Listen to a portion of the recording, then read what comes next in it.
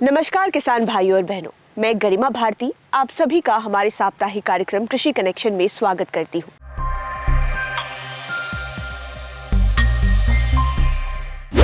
इस कार्यक्रम के माध्यम से हर सप्ताह हम आप तक खेती बाड़ी से जुड़ी हुई तकनीकी जानकारियां लेकर आते हैं। आपको बताते हैं कि खेती बाड़ी में कौन से उपाय आपको सर्वोत्तम प्रोडक्शन दिला सकते हैं और आपके मुनाफे को दोगुना तिगुना कर सकते हैं। आज हम बात करने जा रहे हैं सरसों की खेती के बारे में। जैसा कि आप जान रहे हैं कि हर खेत में सरसों के फूल आ गए हैं। दिखने में तो काफ़ी खूबसूरत लगते हैं, लेकिन इसके साथ कई सारी परेशानियां भी आती है जो हमारे सरसों की उपज को प्रभावित करती है, जैसे कि तना गलना या फिर झुलसा रोग या अन्य तरीके की बीमारियां, जैसे पत्तियां खराब हो जाती है, उसमें सफ़ेदी या गेरुआ रंग के जो फफूंदी होती है वो लग जाती है। इन रोगों से सरसों के पौधों को कैसे बचाएं, इसके बारे में हम चर्चा करेंगे। इसके लिए आइए चलते हैं वरीय वैज्ञानिक डॉक्टर फूलचंद के पास और विस्तृत जानकारी प्राप्त करते हैं। तो किसान भाइयों, इस फसल में मुख्य रूप से 4 बीमारियां पाई जाती हैं। पहली बीमारी हम डाउनी मिल्ड्यू के नाम जानते हैं। दूसरी बीमारी अल्टरनेरिया पत्ती झुलसा के नाम जानते हैं। तीसरी बीमारी व्हाइट रस्ट या श्वेत कीट के नाम जानते हैं। और चौथी बीमारी जो होती है उसे हम स्क्लेरोटिनिया रॉड के नाम जानते हैं। किसान भाइयों, पहली बीमारी जो हमने डाउनी मिल्ड्यू के बारे में बताया, यह जो हमारे नवजात पौधे होते हैं, लगभग बुआई के 1 महीने के अंदर में इस बीमारी के लक्षण देखे जा सकते हैं। बीमारी के लक्षण जो होते हैं, आप देखेंगे कि जब बिचरावस्था में या इसके शिशु अवस्था में पत्तियों को देखेंगे तो ऊपर की पत्तियां जहां तहां जो है स्पॉट दिखाई देंगे, पीले रंग के धब्बे दिखाई देंगे। और उस पत्ती को अगर पलट कर देखें तो उसमें रुई जैसा जो है धब्बा दिखाई देता है, जिसे हम कॉटनी स्पॉट बोलते हैं। तो ये डाउनी मिल्ड्यू बीमारी का लक्षण है। अगर शुरुआती दौर में यह बीमारी लग जाती है तो पौधे का विकास रुक जाता है, पौधे कमज़ोर हो जाते हैं और ऐसे पौधे से जो उत्पादन मिलना चाहिए वह नहीं मिल पाता है। दूसरी बीमारी जो हमने बताया, अल्टरनेरिया पत्ती का झुलसा रोग। चूँकि अल्टरनेरिया नामक फफूंद से यह बीमारी लगती है, इसीलिए इसे अल्टरनेरिया लीफ ब्लाइट या अल्टरनेरिया पत्ती के झुलसा के रूप से जानते हैं। अभी हमारे हाथ में आप देख रहे होंगे कि ये 2 तरह की पत्तियां मैं आप लोगों को दिखाई दे रहा हूं। पहली पत्ती जो है, यह जो है आप देखें ये स्वस्थ है, निरोग है, एकदम हरे रंग की है। और दूसरी पत्ती जो है आप देखेंगे कि इसमें पीले रंग की हो गई है, पत्तियां झुलस गई हैं। और इसको ध्यान से देखेंगे तो छोटे छोटे गोले आकार के धब्बे बने हुए हैं। तो यह जो है अल्टरनेरिया पत्ती का झुलसा बीमारी का लक्षण है। आप देख रहे हैं स्पष्ट रूप से यह पत्तियां पीली हो रही है बीमारी के चलते, और झुलस कर ये पत्ती सारे के सारे जो है झड़ जाएंगी। तीसरी बीमारी व्हाइट रस्ट या श्वेत कीट के नाम से जानते हैं। इस बीमारी को आप देखेंगे कि जब पत्तियां जो है इस तरह से अगर दिखाई देती हैं, सूखी पत्तियां पीले रंग की दिखाई देती हैं, और उस पत्ती को इस तरह से पलट कर अगर देखेंगे नीचे स्तर की तरफ पर, तो देखेंगे चूना जैसा जो है धब्बा दिखाई देता। चूने के रंग के आकार का उभरा हुआ जो है पत्तियों जैसे लगता है चूना को छीड़ दिया है, उस ढंग से जो है पत्तियों के पीछे साइड में लक्षण दिखाई देगा। और जस्ट उसके पत्ती के ऊपरी हिस्से पर जो है गोले गोले जो है पीले रंग के धब्बे दिखाई देंगे। और अंतिम जो है पत्तियां जो है पीली होकर के सूख जाती है। चौथी बीमारी जो इसकी प्रमुख बीमारी है, जिसे हम स्क्लेरोटिनिया रॉड के नाम जानते हैं। यह बीमारी मुख्य रूप से तने पर पाई जाती है। स्क्लेरोटिनिया नामक फफूंद से यह बीमारी लगती है। और रॉट का मतलब हुआ कि सड़न, और स्टेम मतलब हुआ तना। तो जब तना में गलने की बीमारी शुरू हो जाए तो आप समझ लीजिए कि यह हमारा सरसों का पौधा जो है स्क्लेरोटिनिया रॉट नामक बीमारी से आक्रांत हो चुकी है। बीमारी के लक्षण देखेंगे कि बीच में जो तने होते हैं वह सड़ना शुरू हो जाते हैं और उस पर जो है सफ़ेद रंग के जो है पाउडर का ग्रो दिखाई देती है। और एडवांस स्टेज में जब बीमारी काफ़ी सीरियस स्टेज में पहुंच जाती है तो ऐसे तने को अगर आप चीर कर देखेंगे तो उसके अंदर काले काले रंग के स्क्लेरोसिया दिखाई देते हैं। स्पष्ट रूप से आप देख सकते हैं अपनी नंगी आँखों से ऐसे तने को जो प्रभावित है स्क्लेरोटिनिया बीमारी से, उसे चीर कर देखेंगे तो उसमें जो है काले काले रंग के स्क्लेरोटिया दिखाई देते हैं, जो कि हम कन्फर्म हो सकते हैं कि यह हमारा पौधा जो है स्क्लेरोटिनिया नामक बीमारी से आक्रांत हो चुका है। तो किसान भाइयों, जैसा कि हमने 4 बीमारी बताया जो मुख्य बीमारियां सरसों में लगती हैं और चारों बीमारियों को हम कैसे पहचान सकते हैं, उनके लक्षण के बारे में बताया।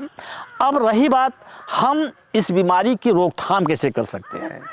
तो किसान भाइयों, सबसे पहले आप लोग जो है जब भी सरसों की बुआई करें तो सरसों की बुआई के पूर्व हमें 2 बातों का नितांत रूप से ध्यान देने की आवश्यकता है। पहला बीज का चुनाव, दूसरा जमीन का चुनाव। ऐसे खेत में जिसमें स्क्लेरोटिनिया नामक बीमारी या व्हाइट रस्ट जो सफ़ेद रतुआ हमने बताया, इस तरह की बीमारी अगर आपके खेत में लग चुकी है तो अगले वर्ष जो है उसे सरसों की खेती करने के लिए उपयोग में न लाएं, क्योंकि यह बीमारी के जो रोगाणु होते हैं वह भूमजनित होते हैं, भूमि के अंदर पहले से ही जीवित पड़े रहते हैं और जैसे ही पुनः आप उस खेत में राई तोरी सरसों की खेती करेंगे तो इस बीमारी का आक्रांत होना जो है निश्चित रूप है। तो ऐसे खेत को चुनाव न करें, हम किसी दूसरे खेत में राई तोरी सरसों की खेती करें। दूसरी चीज़ यह है कि आप जब भी बुआई करें, बुआई के पूर्व जो है आप प्रमाणित बीज का ही व्यवहार करें और रोग मुक्त हो, सहिष्णु हो और उसके अंदर जो है बीमारी के प्रति लड़ने की क्षमता हो। तो अगर आप स्वस्थ और निरोग बीज का व्यवहार करते हैं तो निश्चित रूप से आपके खेत में जिन बीमारियों के बारे में हमने चर्चा की हो सकता है न लगे। और निश्चित रूप से आप निश्चित हो जाए कि हमारे खेत में बीमारी नहीं लगेगी। अगर लगती है तो हम अपने पौधे में इम्यूनिटी पावर कैसे डेवलप करें, तो बीज को निश्चित रूप से उपचारित करके ही बुआई करें। बीज को उपचारित करने के लिए आप बाज़ार में थीरम नामक दवा मिलती है, कैप्टान नामक दवा मिलती है, एप्रान इसके लिए सबसे अच्छी दवा है सरसों की राई की बीज के उपचार करने के लिए।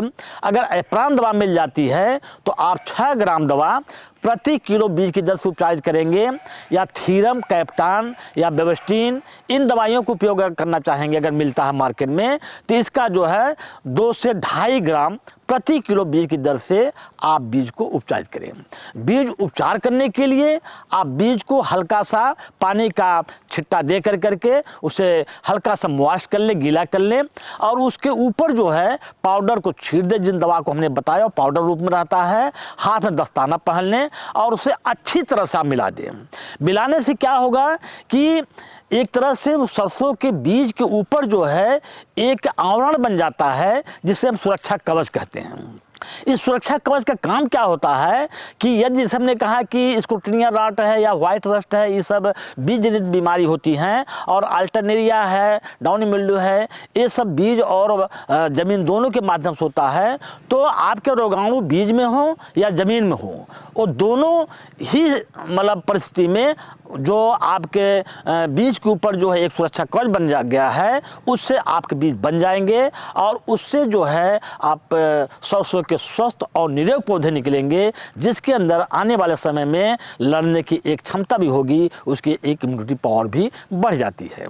दूसरी चीज़ें हैं कि आप हमेशा जो है जो खाद के व्यवहार करते हैं, चाहे नाइट्रोजन की बात करें, फास्फोरस बात करें, पोटास बात करें, उसे हमेशा बैलेंस मात्रा में जो है आप व्यवहार करें। यदि आप नत्रजनीय खाद के व्यवहार ज़्यादा करते हैं तो इस तरह के बीमारियों का या कीड़े मकोड़े का लगने का ज़्यादा संभावना रहती है। इसलिए ऑलवेज आप जो है बैलेंस मात्रा में खाद के व्यवहार करें। जो स्क्रूटिनिया रॉट बीमारी हमने बताया या व्हाइट रस्ट बीमारी बताया, इसके लिए आप निश्चित रूप से 2 से 3 वर्षों का फसल चक्र अपनाएं। फसल चक्र अपनाने से क्या होगा, क्योंकि जैसा हमने कहा कि यह भूमिजनित रोगाणु होते हैं, तो आप जब 3 साल तक 2 साल तक उसमें राई तोरी फसलों की खेती न कर कोई अन्य खेती करते हैं तो उसके लिए होस्ट प्लांट नहीं मिल पाएगा और धीरे धीरे स्वतः जो है जमीन में खत्म हो जाएंगे। तो 2 से 3 साल का अगर फसल चक्र बनाते हैं, उसके बाद पुनः उस खेत में राई तोरी सरसों की खेती करते हैं तो इस तरह की बीमारी लगने की संभावना नहीं रहेगी। और यदि खेत में किसान बंधु लोग जैसा जो बीमारी के बारे में हमने लक्षण जैसा बताया, अगर उस तरह बीमारी के लक्षण दिखाई देते हैं तो डाउनी मिल्ड्यू बीमारी, पहली बीमारी जो हमने बताया जिसे हिंदी में मृद रोमिल आशिता के नाम से भी जानते हैं, इसके लिए आप जो है बीज उपचार तो करेंगे, साथ ही साथ जो है रिडोमिल एमजेड नामक एक फफूंदनाशक दवा मिलती है, जिसे आप जो है 2 से 2.5 ग्राम प्रति लीटर पानी के हिसाब से घोल बना करके यदि आप शुरुआती दौर में बिचड़ा अवस्था में ये लक्षण दिखाई देते हैं तो छिड़काव कर देते हैं तो यह बीमारी आगे नहीं बढ़ेगी। अन्यथा जो व्हाइट रस्ट बीमारी होती है, उस बीमारी के साथ भी यह बीमारी कभी कभी देखने को मिलती है। तो यदि आप शुरुआती दौरों में जैसे लक्षण दिखाई देते हैं, यदि इसका निदान नहीं कर लेते हैं, जो दवा इसके लिए रिकमेंडेड है उसका छिड़काव नहीं कर देते हैं, तो आगे ये बीमारी बढ़ सकती है, जिससे आपको काफ़ी आर्थिक नुकसान उठाना पड़ सकता है। दूसरी बीमारी जो अल्टरनेरिया पत्ती का झुलसा रोग हमने बताया, यह सरसों की कॉमन बीमारी है, सामान्य बीमारी है और प्रत्येक वर्ष यह बीमारी आती ही आती है। इसलिए हमारे किसान भाइयों को इस बीमारी से पहले से सजग रहना चाहिए। जैसे ही खेत में इक्का दुक्का लक्षण जैसा हमने लक्षण दिखाया आपको, इस तरह की पत्तियों पर धब्बे बनना अगर दिखाई दे तो इस बीमारी के लिए मैंकोजेब आज के डेट में भी सबसे उत्तम, सबसे अच्छी दवा है, सबसे कारगर दवा है। 2.5 ग्राम दवा प्रति लीटर पानी के हिसाब से जैसे ही आप बीमारी के लक्षण देखें वैसे ही आप छिड़काव कर दें। उसके बाद कम से 2-3 छिड़काव और जो है 10 से 15 दिन के अंतराल पर यदि आप रिपीट करते रहते हैं तो इस बीमारी से जो भविष्य में होने वाली क्षति हो सकती है उससे आप बच सकते हैं। रही बात व्हाइट रस्ट जिसे श्वेत कीट के नाम से हम जानते हैं, इस बीमारी के लिए आप जो डाउनी मिल्ड्यू बीमारी के लिए हमने कहा कि रिडोमिल एमजेड उसी दवा के व्यवहार करें, तो उससे अगर कंबाइंड रूप में मतलब आपका डाउनी मिल्ड्यू और व्हाइट रस्ट दोनों बीमारी कंबाइंड रूप में आती है तो आप जो है रिडोमिल एमजेड दवा का छिड़काव करते हैं। जैसे ही लक्षण दिखाई देते हैं, जैसे हमने कहा कि पत्तियों के निचले हिस्से पे चूने जैसा धब्बे दिखाई देते हैं और ऊपर जो है झुलसे हुए या पीले रंग के दिखाई देते हैं, तो आप जो है इस दवा का व्यवहार करें। स्क्रूटिनिया रॉट बीमारी जहाँ तक है, यह बीमारी जो है किसी भी दवा का कोई भी व्यवहार, हम जब बीमारी के लक्षण दिखाई देते हैं हम कोई भी दवा के व्यवहार करते हैं तो बहुत कारगर नहीं होती है। इसका सबसे उपयुक्त उपाय है बीज उपचार और 3 साल का फसल चक्र। 3 साल का फसल चक्र अपनाएं आप और बीज उपचार करें। खेत में कहीं भी इस तरह की बीमारी के लक्षण जैसे हमने बताया कि इसके तने जो है गलने लगते हैं, सड़ने लगते हैं, सफ़ेद रंग की हो जाती है, उसके ऊपर काले काले रंग के स्क्रूटिनिया भी दिखाई देते हैं, तो ऐसे पौधे को आप उखाड़ करके ज़मीन से बाहर ले जा करके कहीं दूर गाड़ दें। इसलिए कि यदि आप यूं ही खेत में छोड़ देते हैं तो निश्चित रूप से अगर अगले वर्ष आप सरसों की खेती करते हैं तो यह बीमारी पुनः लगेगी और इस वर्ष की अपेक्षा जो है अगले वर्ष जो है ज़्यादा लगेगी, क्योंकि उसमें रोगाणुओं की संख्या जो है ज़्यादा हो जाती है। इसलिए किसान भाइयों, मेरा आप लोगों से ये संदेश है, आप सही समय पर सही खेत का, सही बीज का, बैलेंस मात्रा में खाद के व्यवहार करके, बीमारियों की पहचान करके, बीमारियों को सही समय पर उसका निदान करके आप प्रति हेक्टेयर अधिक से अधिक उत्पादन करके आप अधिक से अधिक पैदावार प्राप्त करके आप खुशहाल हो सकते हैं। तो किसान भाइयों, आपने जाना कि सरसों के पौधों में, सरसों की जो फसल है उसमें किन किन प्रकार के रोग इस वक्त में लग सकते हैं, और हमने आपको जानकारी दी कि इन रोगों से रोकथाम करने के लिए आपको क्या कुछ उपाय करने हैं, क्या प्रबंधन करने हैं, जिससे आपका जो प्रोडक्शन है, आपकी जो उपज है वो बिल्कुल भी प्रभावित ना हो। उम्मीद है कि हमारे द्वारा दी गई हुई तमाम जानकारियाँ आपके बेहद काम आएगी और आप इस बार इसे इम्प्लीमेंट भी करेंगे। इसी तरह की जानकारियों के लिए आप हमारे साथ बने रहें। अगर आप हमारे कार्यक्रम को सोशल मीडिया के माध्यम से देख रहे हैं तो सभी पेजेस को लाइक करें और इन्हें अधिक से अधिक शेयर करने का प्रयास करें। अगर YouTube पर देख रहे हैं तो चैनल को सब्सक्राइब करें। कार्यक्रम से जुड़े हुए कोई सवाल आपके पास हो या फिर कोई सुझाव आप हमें देना चाहते हो तो उन्हें बेझिझक कमेंट बॉक्स में लिख सकते हैं। धन्यवाद।